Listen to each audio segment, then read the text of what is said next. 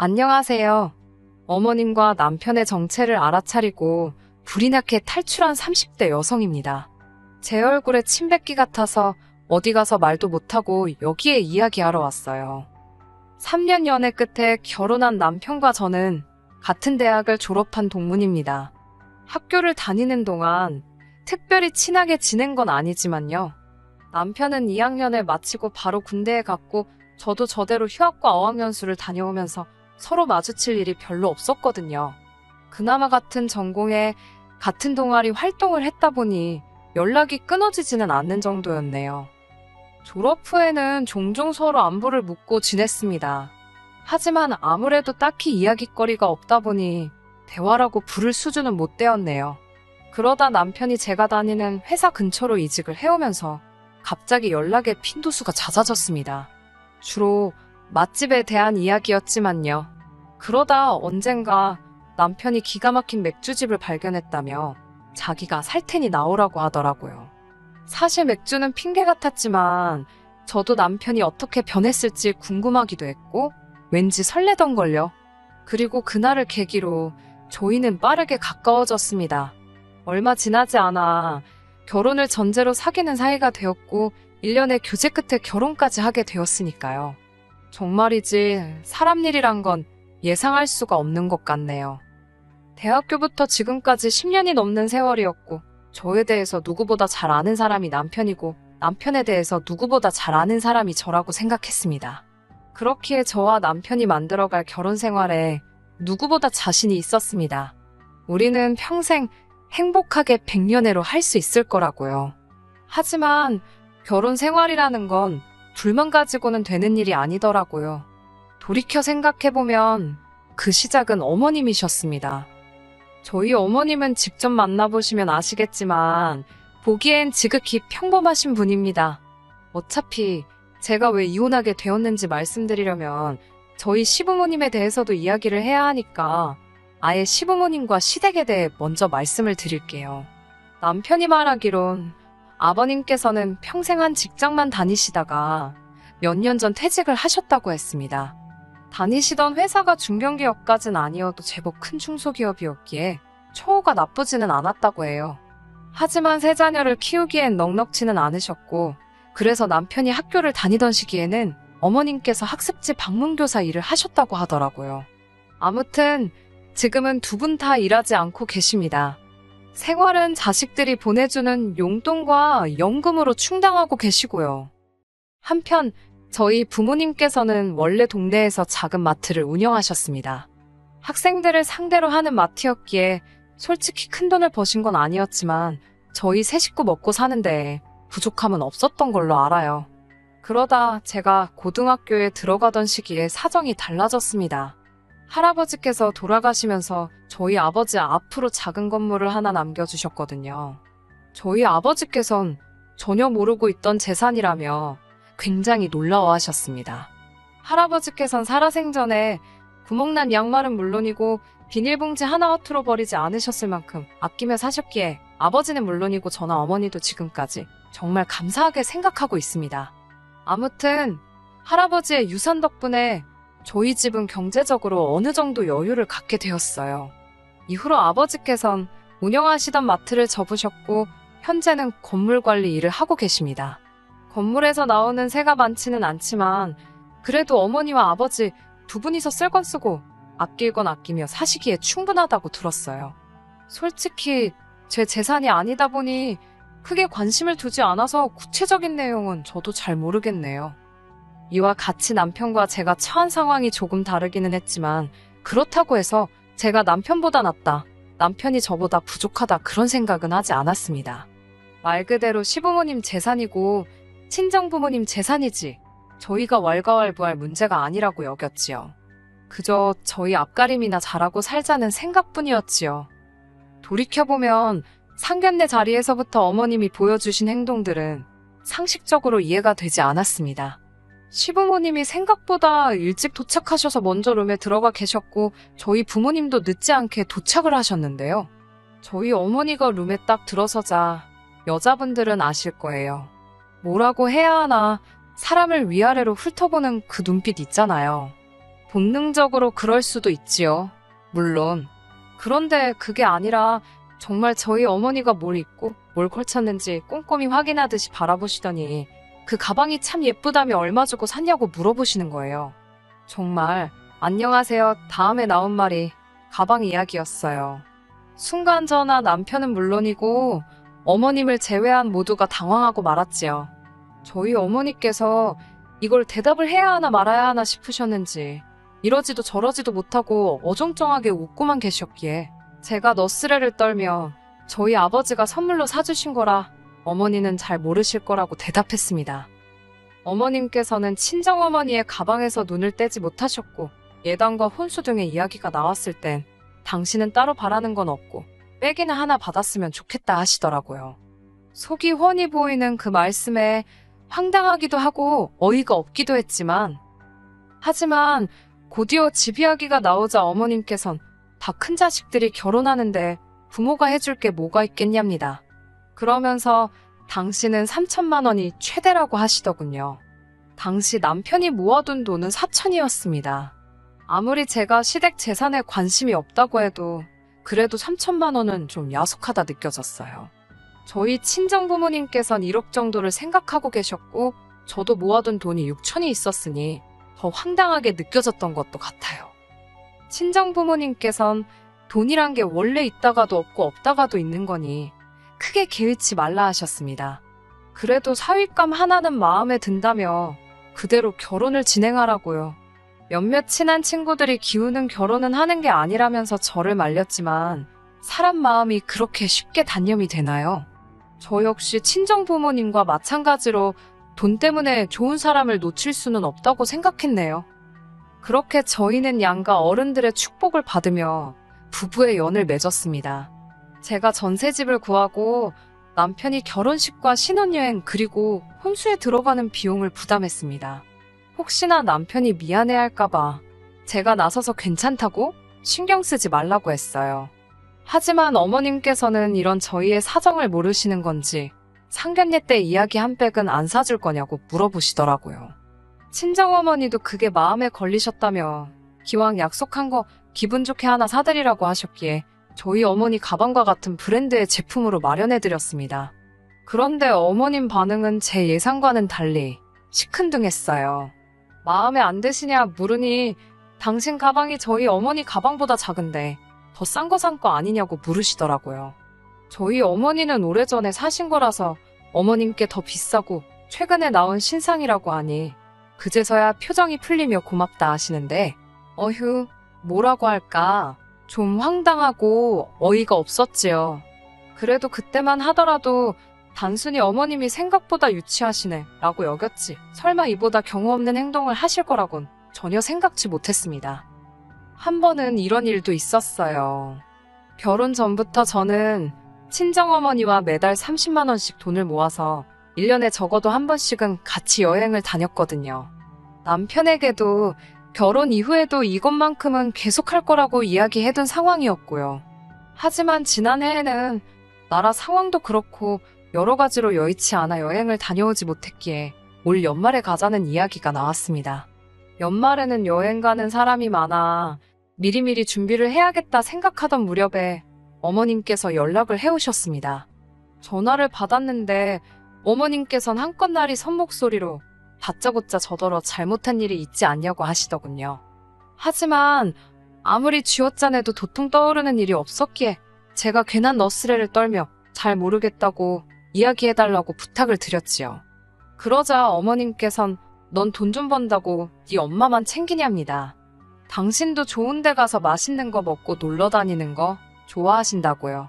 그제서야 저랑 친정어머니가 여행을 가는 것 때문에 이렇게 심통이 나셨구나 싶더군요. 저는 어머님께 그럼 다음에는 같이 가자고 대신 어머님도 어머님 경비는 가져오셔야 한다고 혹시나 오해하실까 최대한 애교스럽게 말씀드렸습니다. 저희 엄마랑 저도 각자 경비를 내는 거라고도 덧붙였고요. 그러자 어머님께선 죄송하면 죄송하다고 말을 하면 되지 돈을 내라 마라 치사하고 더럽답니다. 황당했지요. 당황한 제가 통장이라도 보여드려야겠냐고 여쭤봤지만 어머님은 됐다고 저더러 정말 웃기네라 하셨어요. 돈 이야기가 나와서 말이지만 저는 따로 남편 월급에 관여하지 않았습니다. 예를 들어 남편이 생활비라고 한 달에 100만 원을 주면 저도 똑같이 100만 원을 보태서 200만 원으로 살림을 꾸렸어요. 나머지 돈은 어떻게 쓰던지 간섭하지 않았습니다. 일단 남편이 현명하게 쓸 건 쓰고 모을 건 모을 거라는 믿음이 있었고, 사실 시댁이 친정보다 어려운 상황이었잖아요. 때로는 저와 상의하지 않고 시부모님을 챙겨드리고 싶을 수도 있을 거고요. 그럴 때 제 눈치라도 볼까봐 그러지 말라고 터치를 안 했습니다. 대신 남편도 제 월급에 대해서는 이러쿵저러쿵 말을 하지 않았지요. 어디 적어둔 건 아니어도 저희 둘 사이에 어떤 규칙 같은 거라고 적어도 저는 그렇게 생각했네요. 아무튼 그날 밤 남편에게 어머님께 경비 이야기를 했더니 믿질 않으시더라고.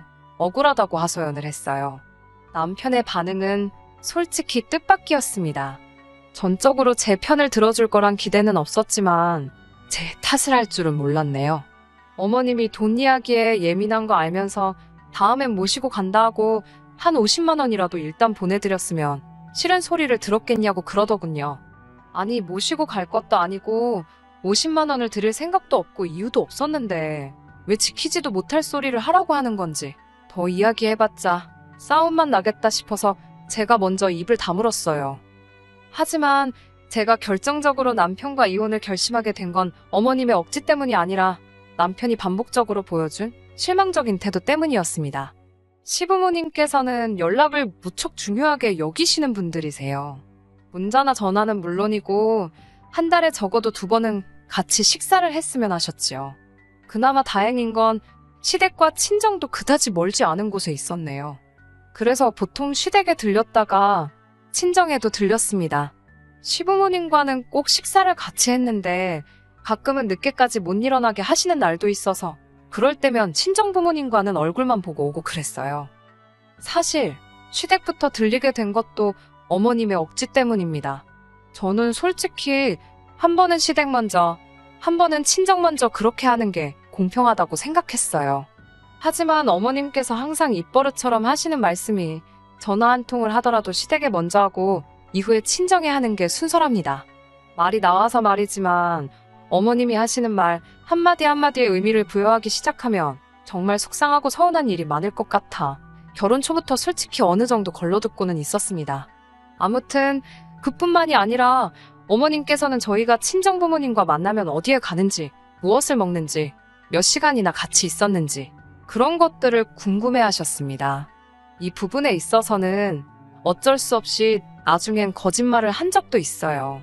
그도 그럴 것이 친정 부모님과 외식을 하게 되면 항상 딸과 사위 몸보신 시켜주신다며 몸에 좋고 비싼 곳으로 저희를 데려가 주셨거든요.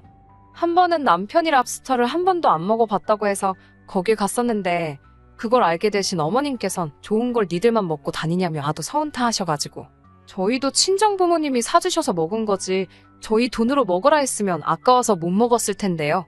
아무튼 그래서 기껏 모시고 갔더니 맛대가리도 없다며 몇 입 드시곤 다 남기셨지요. 돈은 저희가 냈고요. 돈 이야기가 나오니까 할 이야기가 또 생각나네요. 친정 부모님과 식사를 하러 가면 항상 계산을 친정 부모님이 해주세요. 그래서 그날은 제가 돈을 내려고 계산할 기회만 노리고 있었지요. 친정아버지께서 화장실에 가신다고 잠시 자리를 비우셨고 그 틈에 제가 20만 원 남짓을 긁었습니다. 그러자 친정아버지께서 니들이 왜 그걸 내냐며 화를 내시더니 제 손에 기어이 50만 원을 쥐어주셨지요. 뿐만 아니라 결혼식 이후 저희는 매달 생활비의 일부로 친정엔 20만 원, 시댁엔 30만 원씩 용돈을 드리고 있었어요. 하지만 저희 결혼기념일이 돌아왔을 때 친정 부모님께선 300만 원으로 그 돈을 되돌려 주셨습니다. 어디 가서 둘이 오붓한 시간이라도 보내고 오라면서요. 하지만 그 무렵 시부모님께서는 물가가 얼마나 올랐는데 아직도 30만 원이냐며 더 올려달라고 요구를 해오셨지요. 양쪽 집안 어른들을 비교하면 안 되는 거지만 저도 사람이다 보니 어쩔 수 없이 더 잘해주시는 쪽으로 마음이 기울더라고요. 그렇다고 제가 시댁을 무시하거나 업신여기지는 않았어요. 오히려 서운타 하실까봐 40만 원으로 용돈도 올려드렸고 해주시는 거 없어도 제철 과일, 좋은 음식 같은 건 때때로 댁으로 보내드렸습니다. 하지만 지난달 일이 터졌습니다.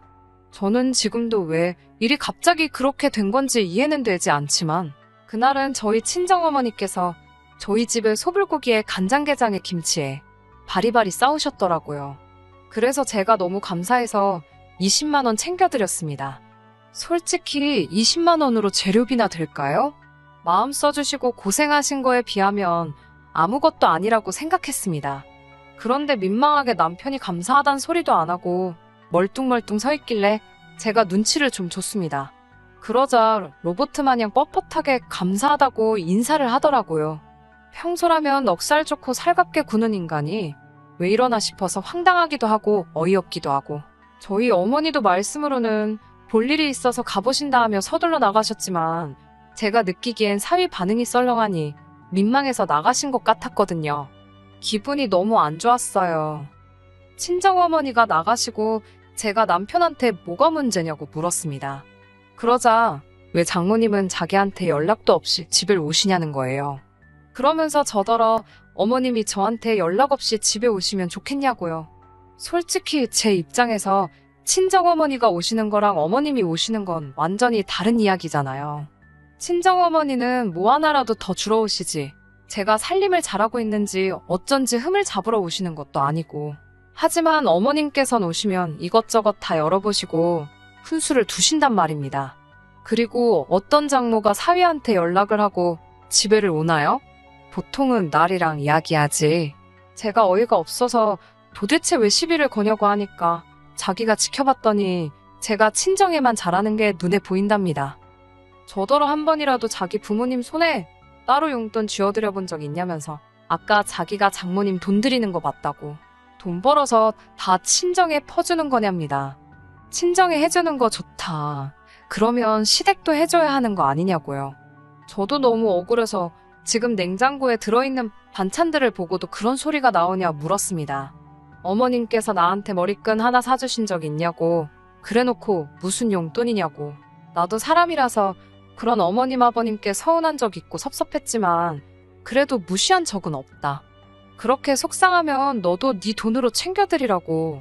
왜 갑자기 난리냐고 따졌어요. 그러자 남편이 저더러 며느리로서 시부모님 용돈 좀 챙겨드릴 수 있는 거지. 제가 주면 어디 덧나냐입니다. 그 소리를 들으니 정말 머리가 뚜껑이 있다면 열리는 게 이런 거구나 싶더라고요. 너는 그렇게 맨날 얻어먹기만 하면서 우리 부모님한테 돈 10만 원 드려본 적 있냐고 따져 물으니 자기가 안 드려도 장인 장모님은 돈이 많지 않냐입니다. 원래 있는 사람이 좀 베풀고 사는 거라며 가족끼리 그런 걸 왜 계산적으로 따지냐고요. 눈치채셨겠지만 남편 말은 앞뒤가 전혀 맞지 않았습니다. 그 자리에서 그런 남편의 헛소리를 듣고 상대해야 하는 제 심정은 어땠겠어요? 결국 저도 해서는 안 될 말을 하고 말았습니다. 해온 것도 없으면서 바라는 게 왜 이렇게 많냐고, 왜 시비를 걸고 그러냐고요. 그러자 남편이 저더러 그것 보랍니다. 속으로 자기를 무시하고 있었던 게 맞대요.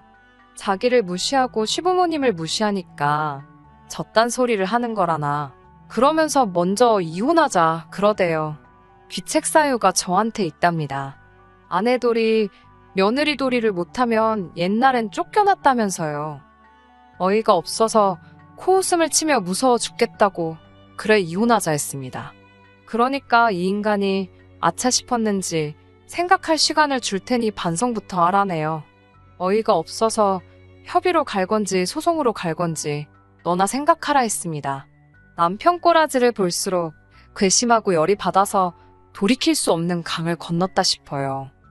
솔직히 남편이 싹싹 빌고 숙이고 들어오면 봐줄까 싶었는데 오히려 어머님 아버님까지 어떻게 장인 장모가 사위를 어려워하질 않냐며 다 들었다고 가만 못 넘어간다고 난리 부르스를 추셔서 어디 한번 해보고 싶으면 해보라고 말하고 저도 변호사 찾아가서 이혼 소송 준비했네요. 그냥 있었으면 그래도 남편과 잘 풀어서 그냥 넘어가던지 정 안 되겠으면 합의 이혼이라도 했을 텐데 말입니다. 제가 돈이 뭐가 아쉬웠겠어요? 변호사 비용으로 얼마가 들던 그 집구석의 위자료만 뜯어낼 수 있게 해달라고 했습니다. 돈으로 아쉬운 건 그 집이니까요. 돈 벌자고 하는 게 아니라 이혼당하고 위자료도 뱉어내고 기분 더러우라고 한 거예요. 그렇게 안 해도 되었을 자식 이혼까지 시키고 안 내도 되었을 위자료까지 뱉어내게 만들었습니다. 위자료 얼마 나오지는 않았지만 마지막까지 한 방 먹여주고 나왔다는데 의의를 두려고요. 아내한테 며느리돌이 운운하면서 사실은 자식돌이 대리효도를 강요한 대가가 이 정도일 줄은 생각도 못했을 거예요. 적당히 챙겨주고 그냥 넘어가줄 때 끝냈어야지. 다른 건 몰라도 이렇게 탈출하게 돼서 속 하나만큼은 정말 후련하네요. 끝까지 들어주셔서 감사합니다. 오늘의 사연은 여기까지입니다. 구독과 좋아요, 알람 설정 부탁드리고 더 좋은 사연으로 다시 찾아뵙겠습니다. 감사합니다.